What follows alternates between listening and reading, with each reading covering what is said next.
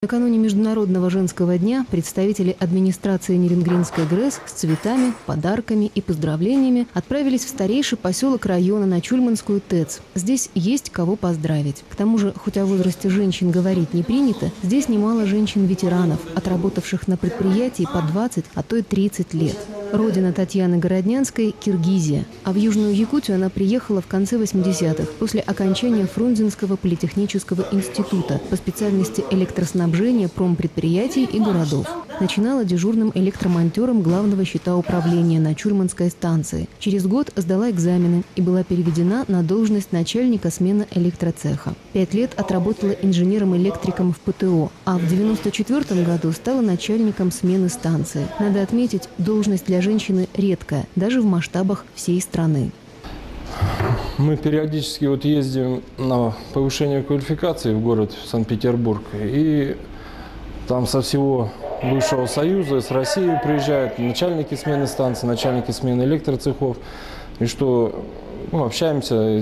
Я ездил и видел только одну женщину, начальника смены станции, и разговаривал с мужчинами, что это очень редкость. В энергетике довольно-таки такая ответственная должность.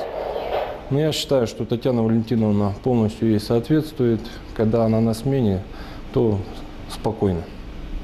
Спокойствие на таком важном стратегическом объекте, как энергопредприятие, залог стабильной и бесперебойной работы. А вот чего стоит это спокойствие, знает, пожалуй, только сама Татьяна Валентиновна. Работа, конечно, соответственно, сложная, требует внимания, требует собранности, работа посменная. Видимо, выбирать между карьерой и семьей Татьяне Городнянской не пришлось. Все сложилось удачно. С одной стороны, гордость за собственную сопричастность к большому и нужному делу, названному энергетикой, а с другой – большая семья, муж, вместе с которым она приехала на север, и 3 дочери.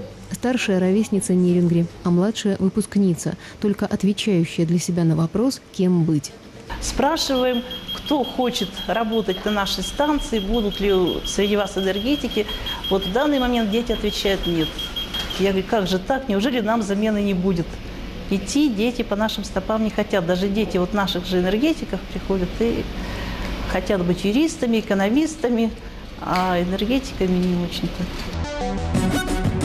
Подарки к 23 февраля – это инвестиции в 8 марта. Между первой датой и второй, по иронии судьбы и в лучших традициях российского менталитета, перерыв небольшой. Времени для обдумывания ответных подарков и поздравлений катастрофически не хватает. А женщины, с готовностью средь бела дня сменившие деловой стиль на вечерний, уже заняли места в зрительном зале и предвкушают праздник, который должны устроить вдруг ставшие робкими защитники Отечества.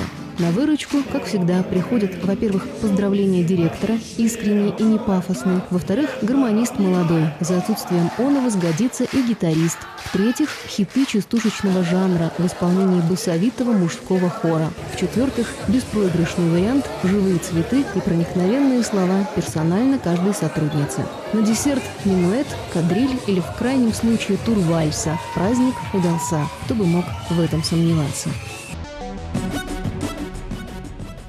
А вот так поздравляли своих сотрудниц с наступающим праздником мужчины открытого акционерного общества «Нерюнгри Энергоремонт». Все гораздо более серьезно, сдержанно, по-деловому, то есть без отрыва от производства. Хотя и здесь не обошлось без цветов, подарков и теплых слов в адрес прекрасной половины всего трудящегося человечества. Впрочем, половина это составляет всего 1/6 часть коллектива предприятия, чуть более 100 человек. Много молодых кадров, почти столько же ветеранов, но больше всего сотрудниц в возрасте от 45 до 50 лет. Треть женского трудового коллектива – дипломированные специалисты. Среднее профессиональное образование у 35 человек. Кроме того, продолжают учиться и повышать свою квалификацию Елена Жильцова, Марина Климова, Рая Симонова, Елена Мочелару, Елена Лукаевская, Ольга Макайда, Анастасия Замуруева. Основные должности, занимаемые женщинами – специалисты и, конечно, рабочие. И тех, и других по 40 с лишним человек. В цехе специализированного ремонта тепломеханического оборудования трудится дружно сложная бригада из 6 изолировщиц, 4 из которых работают по 20 и даже больше лет. Работа здесь, надо отметить, тяжелая. Пыль, сажа, уголь. Но женщины присутствие духа не теряют. Все они такие же веселые, энергичные, со своими увлечениями, интересами и большими семьями, в том числе многодетными, как у Раисы Кайгородовой и у Залии Кирсаненко. На кислородной станции трудится 10 человек. Работать приходится много, посменно, а во время ремонтов даже без выходных. Не потому ли в коллективе так много незамужних сотрудниц? А вот среди тех, кому удалось согласовать личную жизнь с плотным трудовым графиком, есть многодетные мамы – Ирина Жигина и Любовь Жулева. Спортивную честь НЭРа в соревнованиях акционерной компании «Якутскэнерго» и городских нередко доверяют отстаивать Нине Коробовой и Светлане Шаповаловой. В общественной жизни предприятия, и не только предприятия, традиционно принимают участие Ирина Винокурова, Елена Мочелару, Рая Симонова, Елена Трохимович, Оксана Романенко, Елена Фабрикова, Анна Аргунова. В общем, комсомолки, спортсменки и просто красавицы.